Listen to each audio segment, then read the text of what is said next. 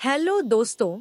मेरे जीजाजी की उम्र 25 साल थी और वह मेरे पति से भी अधिक सुंदर है। जब भी मैं अधिक मजबूत और आकर्षक होती थी तो मुझे अपने मन में एक अजीब सी हलचल दिखाई देती थी। मुझे लगता था कि शायद मैं अपनी भावनाओं को छुपा नहीं सकती और वह भी इस बात को समझती थी। ऐसा लगता था जैसे वह भी मौके की तलाश में थी। मेरे जीजाजी मेरे पास आए और मुझसे बोले, शून्य शून्य भाभी, आज मेरा सिक्का बहुत ऊंचा चल रहा है, कृपया कुछ कीजिए। उनकी बातें सुनकर मुझे शर्म आ रही है। वह बहुत खुश हुआ और उसे पैसे दे दिए। मैंने इसे वापस करने की कोशिश की लेकिन बार बार वही होता रहा। वह आए दिन मुझसे पैसे लेता रहता है। वह आता है और कहता है, भाभी, मेरे सिक्के सीधे खड़े हैं, एक दिन ये पैसे ले लेना। मैंने सोचा, देखता हूँ कौन सा दामाद ऐसा है। वह एक सिक्का था जिसके बारे में वह रात को खड़ा होकर सोचता रहा और अपने कमरे में पहुंच गया और अंदर से दरवाजा खोला, बंद हो गया। फिर उसने मेरी तरफ देखा और बोला, तुम्हें मैंने ऐसे पैसे नहीं दिए। उसने मुझे बिस्तर पर लिटा दिया और फिर रात को मेरे साथ आज फिर से फूफू ने वही किया। अब अपनी हरकतों की वजह से उसने वही किया जो वह रोज करता था। मैं उसकी आंखों में घृणा महसूस होने लगी। एक अजीब सा एहसास था, एक जानलेवा खामोशी की तरह। मुझे नहीं पता था कि मैं किस तरफ जा रहा हूँ, क्योंकि उसकी आंखें मुझे ढूंढ रही थी। आंखों में स्नेह की जगह एक खामोशी, लेकिन एक तनावपूर्ण एहसास मुझे हर बार असहज कर देता था। पहले तो मैंने यह सोचकर इसे नजरअंदाज कर दिया कि शायद यह मेरा भ्रम हो सकता है, लेकिन अब उनके कार्य दिवस पर वह बड़ी में गए और बहुत कुछ झेला। मैं खुद को रोक नहीं पा रही थी। मुझे ऐसा लग रहा था जैसे वह हर कदम पर मेरा पीछा कर रहा है। और आज घर पर भी वही हुआ जब उसकी नजरें मेरे चारों ओर घूम रही थी। अंदर आते ही उसकी नजरें सीधी मुझ पर पड़ी। उसकी आंखों में वही धीमी मुस्कान। अब मुझे एहसास हुआ कि मुझे क्या परेशान करने वाला लगा। मुझे समझ नहीं आया कि वह मुझे इतना भ्रमित करना चाहता है। वो नाराज होकर अपने कमरे की तरफ चली गई और जैसे ही मैंने कमरे के अंदर कदम रखा तो सामने का नजारा देखकर हैरान। तब मुझे समझ आया कि वह मुझे पैसे क्यों दे रहा था। अब पूरी तरह से अपनी हरकतें और इरादे लोगों को बताने की आदत थी। मेरा नाम मनीषा है। मेरी खूबसूरती के लिए अक्सर मेरी तारीफ होती थी, लेकिन मेरी जिंदगी में एक बड़ी कमी थी। बचपन में मेरा कोई नहीं था। जब मैं छोटा था तभी मेरे माता पिता की मृत्यु हो गई। तब से मैं अपने चाचा के घर पर ही रहने लगा। उन्होंने रहना शुरू कर दिया और एक पिता की तरह मुझे पाला, मेरी हर जरूरत का ख्याल रखा। राखा अंकल जी हमेशा कहते थे, मनीषा, मैं तुम्हारे लिए ऐसा घर ढूंढना चाहता हूँ जहाँ तुम्हें कोई परेशानी न हो। मेरी शादी के लिए एक अच्छा परिवार ढूंढना उनका सपना था। मैं खुश हूँ और काफी शोध के बाद शांतिपूर्ण जीवन जी रही हूँ। चाचा मेरे परिवार में से एक को प्यार करते थे। मेरे होने वाले पति का नाम रोहित है। वह एक मेहनती व्यक्ति थे और उसके परिवार में केवल एक ही ईमानदार आदमी था। केवल दो ही थे, रोहित और उसका छोटा भाई जो 25 साल का था। ये घर चाचा का था, सादा, पूरी तरह से उम्मीदों पर खरा उतरा। और शांता रोहित की अपनी मोबाइल शॉप थी जो एसी लोडिंग के अलावा अच्छी चल रही थी और मरम्मत का कार्य भी किया। कड़ी मेहनत के कारण घर पर सभी आवश्यक सुविधाएं उपलब्ध हैं। इस घर में चाचा को पूरा यकीन था कि मुझे कुछ भी याद नहीं आएगा। रोहित और उसका भाई शादी के बाद इस घर में आए और मेरे अलावा कोई औरत नहीं थी। मैंने घर की सारी जिम्मेदारियां उठाईं। 3 लोगों के लिए खाना बनाने की जिम्मेदारी ली और घर की सफाई करना मेरे लिए कोई मुश्किल काम नहीं था। मुझे अच्छा लगा। घर का हर फैसला अब मेरे हाथ में था। रोहित का काम उसे पूरे दिन व्यस्त रखता था। मेरा जीजाजी 20 साल का युवक था। उसका शरीर किसी जिम मॉडल की तरह चौड़ा सीना और शानदार स्टाइल था कि कोई भी उसकी प्रशंसा किए बिना नहीं रह सकता था, लेकिन उसकी एक आदत थी जिससे मैं परेशान था। रोहित सारा दिन घर पर ही बैठा रहता था। मेरे भाई ने अपने कमरे में एक कंप्यूटर लगाया हुआ था। मुझे लगा कि वह सारा दिन कंप्यूटर पर गेम खेलता रहेगा या बेवकूफ़ी भरी फिल्में देखेगा। आपने देखी होंगी। मुझे यह पसंद नहीं आया। मेरे पति बहुत मेहनत करते हैं और उनका भाई घर पर ज्यादातर समय आराम करता रहता है। मैंने अपनी जीजाजी को समझाने की कोशिश की कि तुम दुकान पर जाओ और अपने भाई की मदद करो। इस तरह खाली बैठना ठीक नहीं है, लेकिन वह मेरी बात सुनकर हंस पड़ी और बिना कुछ कहे अपने कमरे में चली गई। यह स्पष्ट था कि मैं दुल्हन थी और मैं हर दिन नए कपड़े पहनता, वह कुछ नया पहनता और वह सुबह मेरी पहली चीज होती। भाभी आपके लुक की तारीफ करती हैं। आज आप कमाल लग रहे हैं। आपकी साड़ी का रंग आपके चेहरे से मेल खाता है, लेकिन भाभी आप तो सच में फूली हुई हैं। मुझे उसे सुनना अच्छा लगता है। यह असुविधाजनक है क्योंकि मैं वही चाहती थी जो मेरे पति रोहित कहते हैं, लेकिन मुझे इन सब की परवाह नहीं है। रोहित सुबह जल्दी उठता है और नाश्ता करता है, फिर वह दुकान पर जाता है और मेरी सुंदरता को निखारता है। सजने संवरने का उस पर कोई खास असर नहीं होता। शुरू शुरू में मैं मेरा जीजा था, बातें सामान्य मानी जाती थी। नई दुल्हन होती थी, ये बातें कोई बड़ी बात नहीं थी। लेकिन समय के साथ मुझे लगा कि उसका बात करने का तरीका कुछ अलग था, उसकी तारीफें अलग थी। अब तो हद ही हो गई है। बड़े होने पर वह हमेशा मेरे करीब रहता था। जब मैं रसोई में होती हूँ तो इधर-उधर घूमने की कोशिश करती हूँ। अगर वह काम कर रहा होता तो वहीं आकर खड़ा हो जाता। वो जाकर बातें करने लगती और मेरे पति की अनुपस्थिति में मेरी तरफ थोड़ा ध्यान से देखती। मेरे पति रोहित को बहुत अजीब लगता था। जिम्मेदारियों में इतना व्यस्त था कि उन्हें मेरी भावनाओं को समझने का समय आ गया था। मैं इसे प्राप्त नहीं कर सका, कई बार प्रयास किया। वह मुझ पर ध्यान देते थे, तारीफ करते थे या मेरे साथ कुछ समय बिताते थे, लेकिन एक दिन जब मैं अपने कमरे में गई तो उनकी प्राथमिकताएं अलग थी। मैंने नई साड़ी पहनी हुई थी। साड़ी का रंग तो मेरा था, लेकिन साड़ी मुझे इतनी पसंद आई कि मेरे दामाद कमरे के दरवाजे पर खड़े हो गए और बोले, भाभी आप इस रंग में किसी परी से कम नहीं लग रही हैं।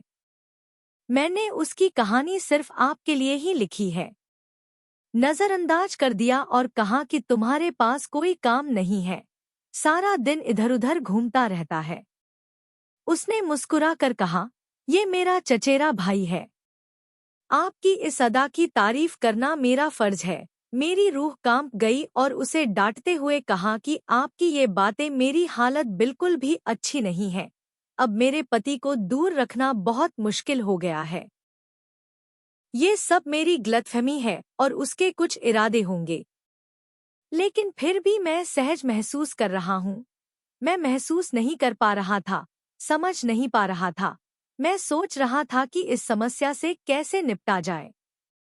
जैसे जैसे दिन बीतते गए, मेरी शादी बर्बाद हो गई। बाद में वह कहेगी कि शायद तुम्हारा पति मेरा साला तुम्हें पैसे नहीं देता। अब मुझे बार बार भुगतान करना अजीब लगा। कई महीने बीत गए और मैं धीरे धीरे इस घर में लौट रहा था। अब मैं अपनी दुनिया की स्थिति को समझने लगी थी।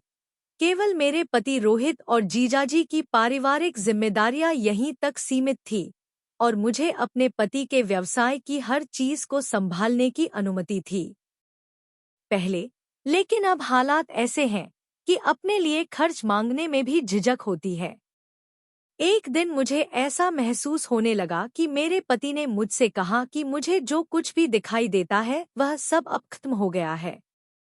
कुछ मासिक खर्चों की आवश्यकता है ताकि आप पैसे बचा सकें।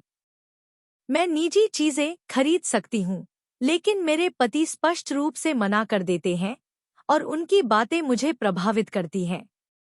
वहाँ छोटी दुकानें हैं और अब क्षेत्र में एक बड़ी मोबाइल दुकान खुल गई है। सारे ग्राहक वहाँ गए हैं। मैं भी वहां गया हूँ। घर का खर्च कैसे चलाऊं, इसकी चिंता सता रही है। यह पहली बार है जब अपने पति को बिना पूछे पैसे मांगते हुए सुनकर मुझे गुस्सा आया। मैंने आकर कहा कि मुझे यह सब नहीं पता, यह आपकी समस्या है, लेकिन मुझे इसकी कीमत चुका दो। मेरी आवाज को घर से बाहर निकालना आपका कर्तव्य है।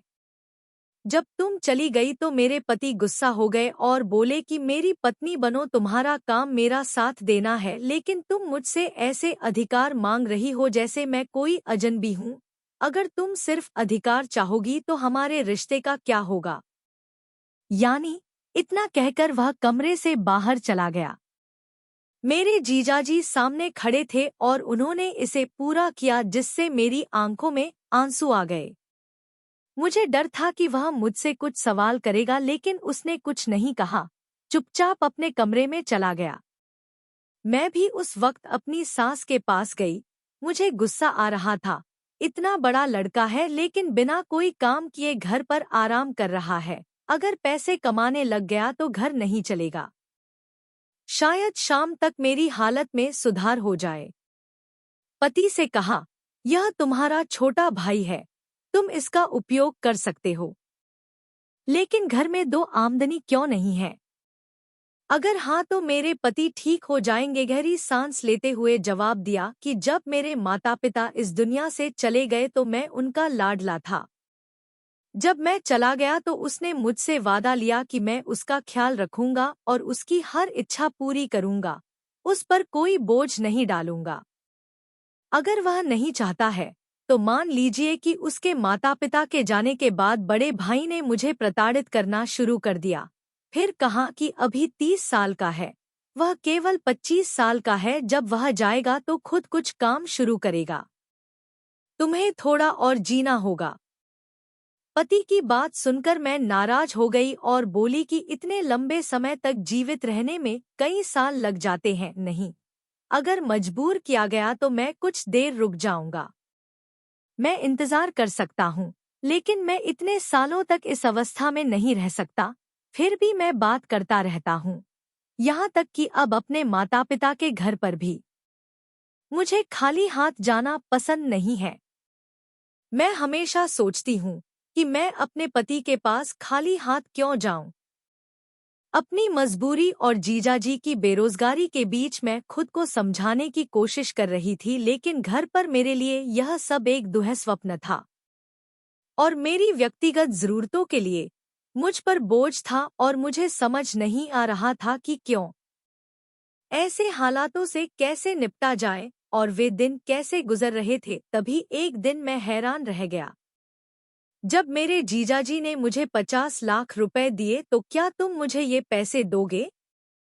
वह जानता था कि पैसे जमा करने का कोई रास्ता नहीं है।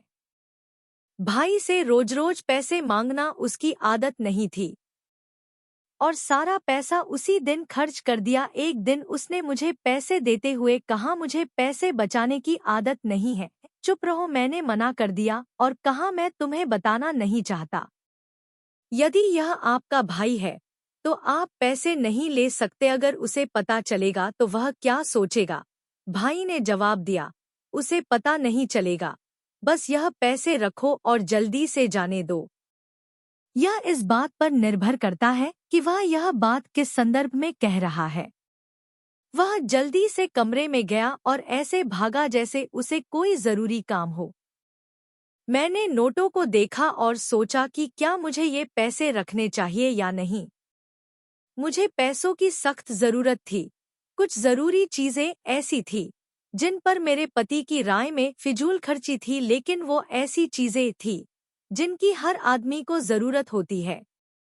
अगर आप अपने चेहरे का ख्याल नहीं रखेंगे तो ऐसा होगा। अगर आप अपने बालों को अच्छे शैम्पू से नहीं धोते हैं तो समय से पहले बूढ़े दिखने लगते हैं, और मुझे समय से पहले बूढ़ा होने में कोई दिलचस्पी नहीं है। मेरे पास नहीं था, मैंने पैसे रख लिए। पति ने मुझे पैसे दिए, उसने मुझे नहीं दिए। और मेरे चाचा हमेशा कहते थे, बेटा, अगर मुझे पैसे मिल गए तो किसे आपत्ति होगी? मैं बाजार गया और जरूरी चीजें खरीदीं। इसके अलावा मैंने अपने लिए कुछ अच्छा खरीदा। मैंने चूड़ियां भी ले ली। मैं सोचने लगी कि अगर मैं ये चूड़ियां अपने पति को दिखाऊंगी तो वह जानना चाहेंगे कि इतने पैसे कहाँ से आए। भाभी ने मुस्कुराते हुए कहा, तुम्हारी सफेद कलाई पर ये चूड़ियां बहुत सुंदर हैं। मेरे पति ऐसा कह रहे हैं। मैं उनसे सुनना चाहती थी, लेकिन अब वह कुछ ऐसा कहते हैं जो मुझे पसंद नहीं है क्योंकि मेरे चचेरे भाई ने मुझे पहले बताया था। मैंने मुस्कुराते हुए जवाब दिया कि आप मुझे पैसे देकर ये चूड़ियां खरीदी। उसने कहा, दीदी, अपने लिए भी ऐसा ही करो। मेरे लिए बहुत सारी अच्छी चीजें लाओ। तुम हमारे लिए बहुत कुछ करते हो। तुम पूरे घर का ख्याल रखते हो। आपके आने से पहले यह घर घर जैसा नहीं लगता था। हमारे पास खाने, पीने और पहनने के लिए पर्याप्त था। मुझे जो कपड़े मिल जाते थे उन्हें पहनने का मन नहीं करता था। गंदा हो या साफ, इससे कोई फर्क नहीं पड़ता कि खाना गर्म है, ठंडा है, कच्चा है या पका हुआ है। जो कुछ मिला चुपचाप खा लिया। ये सुनकर मुझे वहां से निकलने का बहाना मिल गया। मैं समझ गया क्योंकि मुझे बाद में बहुत काम करना था। उस दिन उन्होंने मुझे 50 लाख रुपए दिए। मेरे जीजाजी ने मुझे बाद में 50 लाख रुपए दिए। कोई भी ऐसा गलत काम नहीं करता। मैं सारा दिन अपने कमरे में ही रहती थी जिसका मुझे पछतावा होता था, और अगर मैं बाहर जाती थी तो बहुत कम घर से बाहर जाती थी, सिर्फ 10 से 15 मिनट के लिए। मैंने उसके बारे में यही सुना था। वह नहीं जानता था कि वह बहुत जिम्मेदार व्यक्ति नहीं है, क्योंकि वह परिवार में सबसे छोटा था और सभी को अपना रिश्तेदार कहता था। लड़का भविष्य में क्या करेगा? जिम्मेदार और लापरवाह माने जाते हैं, लेकिन कहते हैं न कि खाओ, पेड़ मत गिनो। मैंने भी यही सोचा और पैसे लेती रही। मुझे यह जानने में कोई दिलचस्पी नहीं थी कि पैसे कहाँ से आ रहे हैं, लेकिन एक दिन मेरे पति ने मुझे इतने सारे पैसे देते हुए देख लिया। उन्होंने तुरंत मुझसे पूछा कि पैसे कहाँ से आए। मुझे झूठ बोलना पड़ा। मैंने कहा, मेरी मौसी ने मुझे दे दिया। पति ने तुम्हारी मौसी पर शक जताया तो वह होशियार है। तुम्हारे पास पैसे क्यों हैं उन्हें बताएं कि अगर आप पैसे खर्च करते रहेंगे तो आपके पास पैसा नहीं है, गता है। ऐसा लगता है कि मेरे पति को भी इसका एहसास होने लगा है। हालांकि उसने मुझसे कुछ नहीं कहा, लेकिन उसके चेहरे के हावभाव से साफ लग रहा था कि उन्हें मुझ पर शक है, और मैं बहुत शर्मिंदा हुआ और मैंने फैसला किया कि अब मैं अपने चाचा से एक पैसा भी नहीं मांगूंगा, ले लूंगा। लेकिन फिर भी एक दिन ऐसा ही होगा। मैं पैसे लेकर आया और साफ मना कर दिया तो उसने भाभी से कहा, ये पैसे आपके लिए ही रखे हैं। ये सुनने के बाद आपको उनकी बात सुननी होगी। मैं और अधिक भ्रमित हो गया और सोचने लगा कि इसके लिए मुझे इतने पैसे क्यों खर्च करने पड़े, और मैंने इसे पूरे दिन के अलावा कहीं और नहीं चुराया, इसलिए जब मैं घर पर था तब इसे चुराना पड़ा। कोई सवाल नहीं। एक दिन मैं टीवी पर था और एक कार्यक्रम देख रहा था और उसमें दिखाया गया कि एक आदमी एक महिला को बहुत सारे पैसे दे रहा है और फिर कह रहा है कि वह इसके लिए बिना कुछ लिए भुगतान नहीं कर रहा है। क्या इसका कोई उद्देश्य हो सकता है? मैं खुद से पूछता हूँ। उसने मुझे छुपकर पैसे क्यों दिए? वह मेरे पति के सामने पैसे क्यों देती है? वह देता नहीं, और यह बात उनसे क्यों छिपाता है? वह कहता है, मैं उससे लहूलुहान हूँ। कोई रिश्ता नहीं। अब मुझे लगता है कि अगर मेरे पति को पता चला तो बहुत बुरा होगा। मैं हमेशा सोचता था कि मैं बड़ी परेशानी खड़ी करूंगा, और अंदर क्या छिपा था यह सोचकर कि जरूर कुछ गड़बड़ होगी रहता था, और अक्सर कहता था कि मेरी मुद्रा ऊपर है। यह सुनकर वह अपने कमरे में चला गया। मैं अंदर जाता और सोचता कि आखिर यह किस प्रकार का सिक्का है जो हमेशा लंबा होता है। मैं यह जानने के लिए उत्सुक था। सिक्कों के बारे में बात होती है और उनके पास बहुत सारे सिक्के हैं, लेकिन मेरे पति ने मुझे स्पष्ट रूप से बताया कि पैसे कहाँ से आते हैं। मुझे उनके घर जाने की जरूरत है। कोई जरूरत नहीं। उन्होंने समझाया कि घर का नियम है कि उसे खाना खिलाना है या कुछ भी, यह नियम बाहर से ही मानना चाहिए। और कभी उसके कमरे में नहीं गया, लेकिन आज मैंने यह गुप्त निर्णय लिया कि मैं जूस को एक बहाने के रूप में उपयोग करना चाहता हूँ। मैंने गिलास हाथ में लिया और सोचा कि अगर वह पूछेगी कि मैं उसके घर क्यों आया तो मैं कहूँगा कि मैं जूस देने आया था।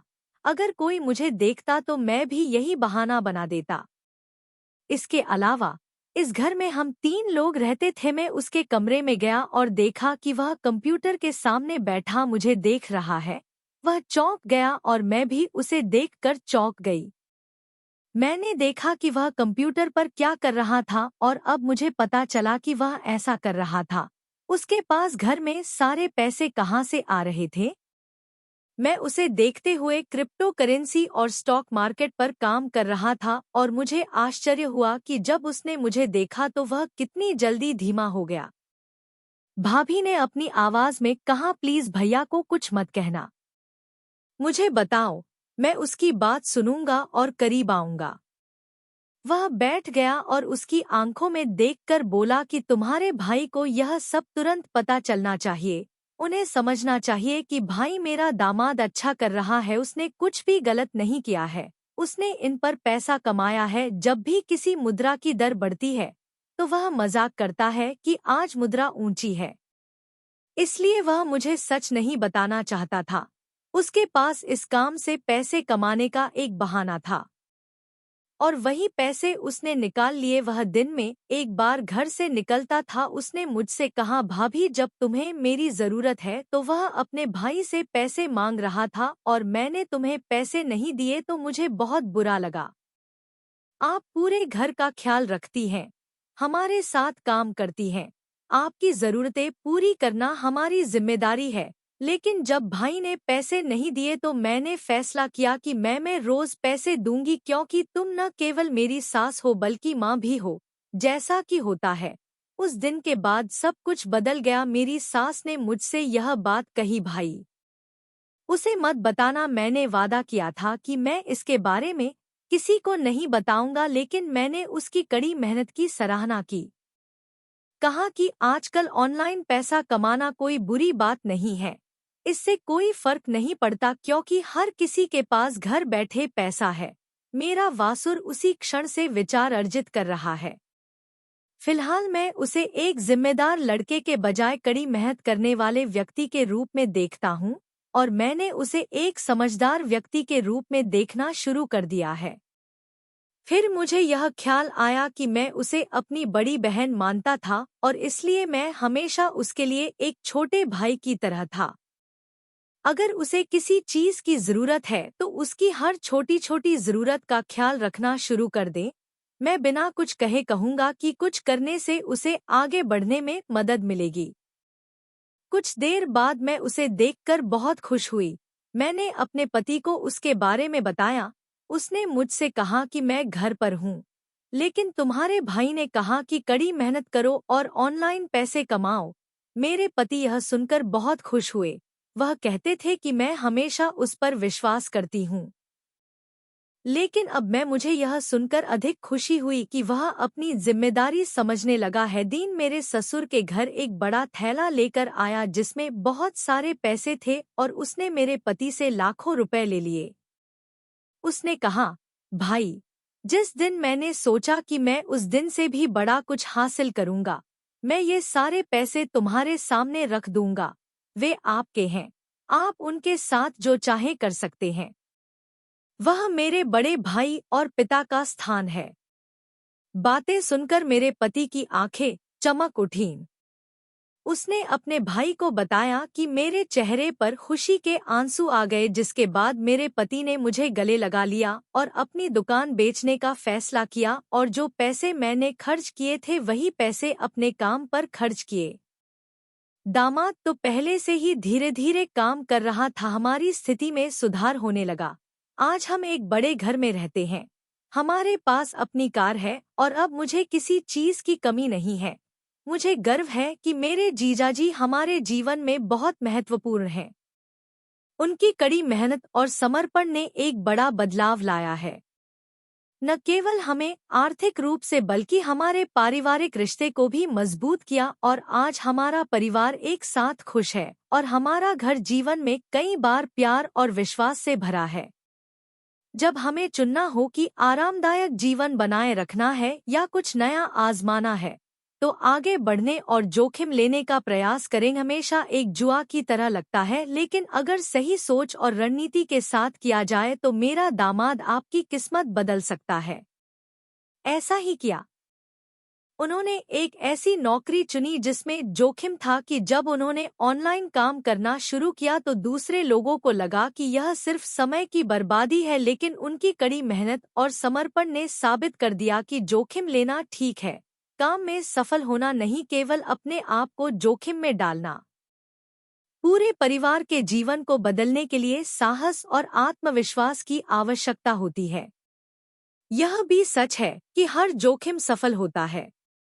मैं नहीं बदलता, लेकिन जो लोग असफलता से डरते हैं नहीं, और वो अपने फैसले पर अड़े रहते हैं, सिर्फ असली सफलता को याद रखते हैं।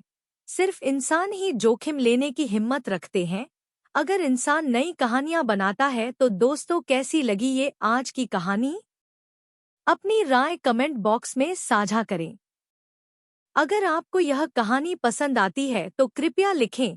यदि आपको वीडियो पसंद है तो कृपया चैनल को सब्सक्राइब करें और घंटी आइकन चालू करें ताकि हमारी नई वीडियो अधिसूचना आप तक तुरंत पहुंच जाए। धन्यवाद।